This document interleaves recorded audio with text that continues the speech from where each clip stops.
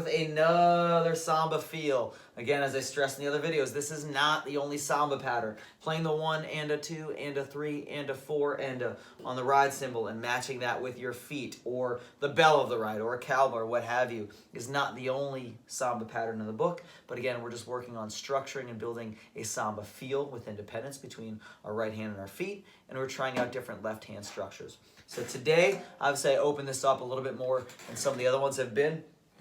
What we're doing today and building just on this snare drum pattern is we're playing against, for beats 1 and beats 3, against what's happening with our right hand and our feet. And we're actually playing on the E. So while this and your feet are playing 1 and the E is happening on the snare drum. And then what we do on beats 2 and 4, we'll play the 2E. So it falls down on that beat, down on the 1, down on the 2, and the 4 with the ride cymbal and your bass drum, and then it plays against it on the E. So what we're doing here is we're filling all of the textures within the E's. So we've got complete 16 notes happening from start to finish on this measure. So this before 1 and 2 and 3 and 4 and following the ride cymbal and the feet, now we're playing with that as well as against it. So it's 1E and 2E and 3E and 4E and all right, so again, just to kind of brush up on it real quick, back to the basics. Everything here is following this pattern with the ride cymbal. 1 and 2 and 3 and 4 and then our feet are going back and forth with that. Each beat is playing 3 notes. The 1 and then 2 and 3 and 4 and the 1 and repeats itself all the way through. 1 and 2 and 3 and 4 and then we lock that in with the ride cymbal, and that's the foundation for everything that we're doing with samba today in the last several lessons.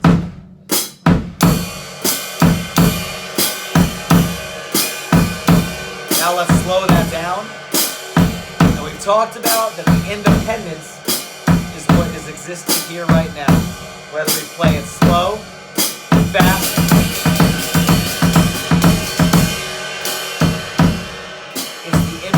that we don't have to overly think about it. So we can focus on what we do with the snare drum. Okay? Now, every time this pattern goes 1 and 2 and 3 and 4 and the E's, that little break after the 1, 2, 3, and 4 is played on the snare drum. Now today I've got my snare wires turned off for now, and we'll play right in between those.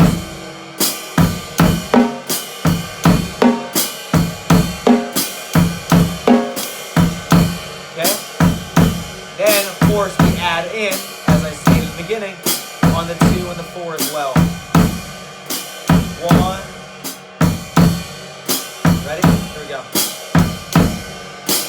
1.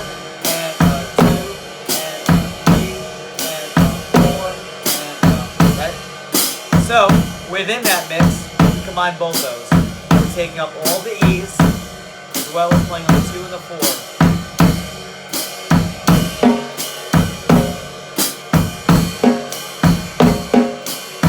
Don't mind that little mess up.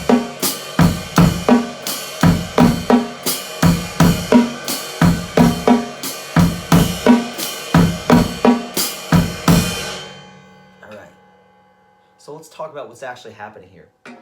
Again, within the 1 and a 2 and a 3 and a 4 and we're playing an 8th note followed by 2 16 notes. We've got a gap of a 16 note, and we're filling that with the snare drum, with that E each time. So 1 E and 2 E and 3 E and 4 E and then also we're playing on the 2 and the 4, which line up with what's going on with the right hand and your right foot.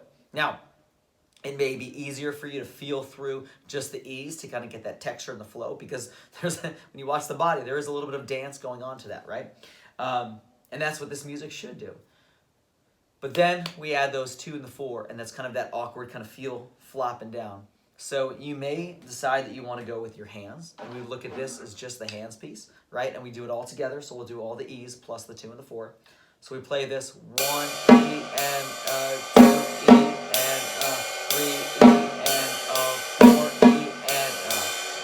And there's a little bit of dance going on with the hands with the combination. Another way to look at this too is it's like playing a paradiddle. Right, left, right, right for 1, and then the same thing on 3. And then for 2 and 4, excuse me, it's almost like playing a flamdiddle. So here we're going to play, not quite a flam, but our left and our right at the same time, followed by the left, and then the right, right. So a paradiddle we already know, but if not, brush up in them again. So it's right, left, right, right. The difference is we're not going to alternate to our left, right, left, left. We're just going to focus on that right, left, right, right. And then when we go to the left hand, again, we play like a left-handed paradiddle. Seemingly like a flam, but we are lined up together. And that's it. That's the pattern right there. Pair, diddle, and then the flam, diddle. Pair, diddle, flam, diddle. Now, if you kind of feel that out, and like I said, we're not playing a flam. We are playing them the exact same time, but you can, of course, create the flam effect and give some texture to it.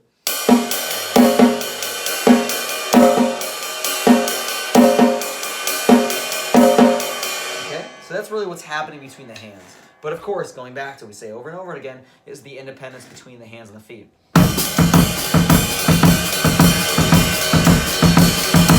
So you can kind of bite into that a little bit and just kind of throw in the paradiddle at the beginning. Okay, what's really cool about that, it's almost like hopscotch, right? We're getting ready to jump in. Wait, we're going for it. Not hopscotch, double dutch. Woo, way off on that. Throw it back to the 80s. But we're getting ready to jump in. Feel it out a little bit, right? Okay, all I'm doing there is kind of throwing in that left hand and make it feel like a paradiddle. Okay, and then the left-handed flamadiddle, right? And you're just feeling through it the whole time. So this is something where you're really developing what's going on here.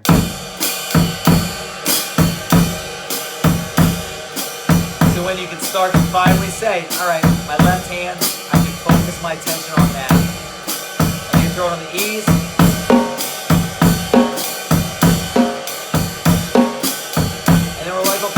Now I got the 2s and the 4. I need to put it all together. It's slow and steady.